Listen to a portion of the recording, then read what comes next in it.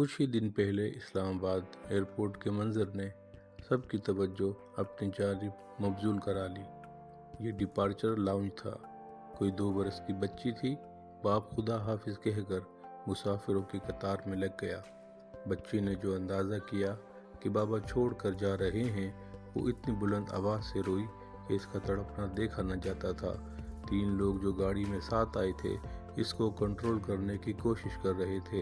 इसकी ज़बान पर यही था, बाबा पास, बाबा पास, बाबा के पास।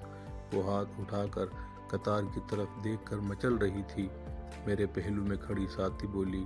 बच्ची की चीखों पुकार पर तो सबकी समात पर तवज्जो हो गई, मगर बाबा के दिल का क्या? बाबा का दिल तो किसी को नज़र नहीं आ रहा। मैंने कहा, मुमकिन है बाबा आंसुओं को बामुश्किल हलक में धकेल रहे हो। ये बाबा भी दुनिया की अजीब व गरीब मखलूक हैं।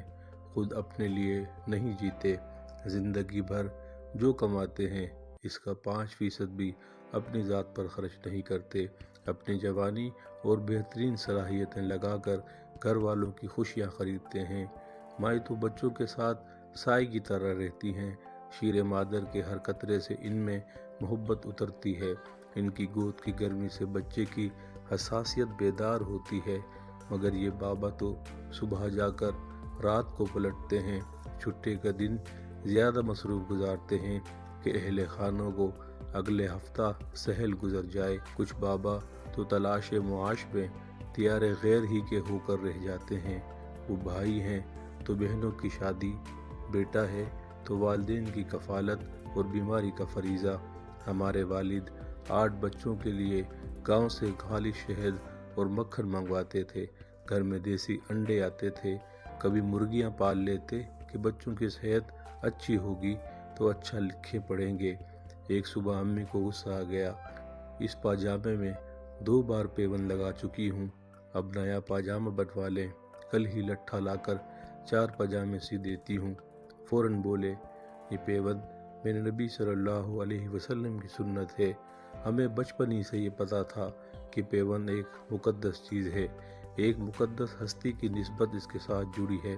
समझ में नहीं आता था जब कहते थे, सालन निकाल कर खाली देगची मुझे दे दो। रिज़्क़ की बेहुरमती होती है। बर्तन बद्दुआ करता है, इसको रोटी से पोंछ कर साफ़ करना चाहिए। कभी हमारे साथ दस्तरखान पर ना बैठे, आखिर में बची प्लेटों को रोटी से साफ़ करते कि ये मेरे नबी सल्लल्लाहु अलैहि वसल्लम की सुन्नत है। सब बाबा ऐसे ही होते हैं। वो बाप के इंतकाल पर तड़प रही थी कि इकलौता भाई दयार गैर से ना आ सका। अब्बा ने कसम दी थी कि इसको मेरे कैंसर का ना बताना, ज़िंदगी भर की जमा पूंजी खर्च कर देगा मेरी बीमारी पर। आप भी जाने, घर के 4 कमरों में एयर कंडीशन हो तो सिर्फ अम्मी बाबा के कमरे का नहीं चलता। जब बच्चे नाराज़ होते हैं कि हीट वेव में भी ख्याल नहीं रखा अपना, तो एक मासूम सा उज़र कि बेटे मसनूई ठंडक से टखनों की हड्डियाँ मुतासिर होती हैं। ये बाबा लोग बड़े मजबूत होते हैं। अपने दुख तश्तरी में सजाकर थोड़ी पेश करते हैं।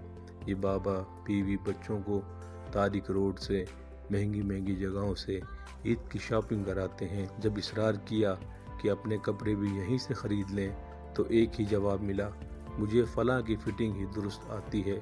और यूँ हमेशा खुद सदर की पुरानी दुकान से ईद का जोड़ा ख़रीदा। हमारे समाज में खून पसीने की गाढ़ी कमाई से बच्चों को जवान करने वाले बाबा मारे हया के कभी जवान बेटों से इनके तनख्वाह तक नहीं पूछते, कभी फरमाइश नहीं करते। खुद को घर के कोने तक महदूद कर लेते हैं कि ज़्यादा चलत फिरत से दूसरों की प्राइवेसी मुतासिर न हो। बाबा एक साहिबान होता है। अल्लाह पाक सबके साहिबान को सदा सलामत रखे और हमें अपने माँ बाप की इज़्ज़त, तौक़ीर और कदर करने की तौफ़ीक़ अता फ़रमाए। आमीन।